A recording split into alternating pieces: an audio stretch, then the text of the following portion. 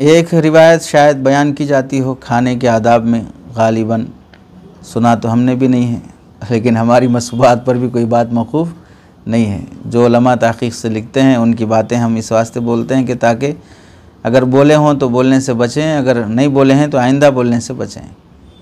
अरे रोटी के 4 टुकड़े करना सुन्नत है, रोटी के 4 टुकड़े करना सुन्नत है।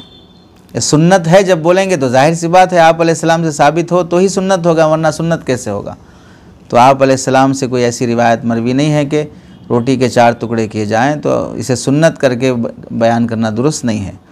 अलबत्ता मुस्लिम शरीफ में एक रिवायत है, हज़रत जाबिर बिन अब्दुल्लाह रज़ी अल्लाह तआला अन्हु फरमाते हैं कि मैं अपने घर में बैठा हुआ था कि अल्लाह के नबी अलैहिस्सलाम का मेरे पास से गुज़र हुआ, तो आपने मुझे इशारा किया, मैं खड़ा होकर हाज़िर खिदमत हुआ, तो आपने मेरा हाथ पकड़ा और फिर हम चलते रहे यहाँ तक कि हम अज़वाज मुतहरात में से किसी के पास पहुँचे।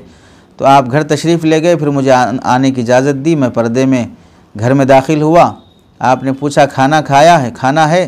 तो घर वालों ने कहा जी हाँ है। चुनांचे 3 चपातियाँ लाई गईं जो अज़वाज मुतहरात ने नबी की खिदमत में पेश कर दी।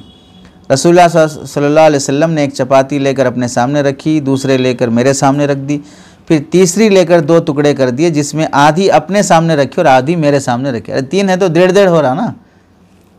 फिर फरमाया सालन है? घर वालों ने कहा सिर्फ सिरका है। आपने फरमाया ले आओ, सिरका कितना ही अच्छा सालन है। हल मिन अदुमिन क़ालू इल्ला ला इल्ला शैउम मिन दखल मिन खल्लिन क़ाल हातूहु फनिअमल अदमु हुआ।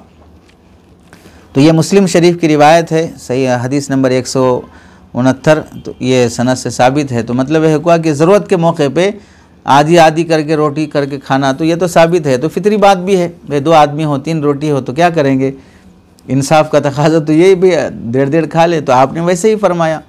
लेकिन हर मौके पर 4 टुकड़े करना रोटी के सुन्नत हो, ये सनदन साबित नहीं है। बोलते भी नहीं, आमतौर से हमने भी नहीं सुना।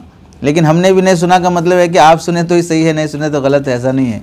किसी की मसमूआत पर मौकूफ़ नहीं है, नहीं बोलना चाहिए बस। ठीक।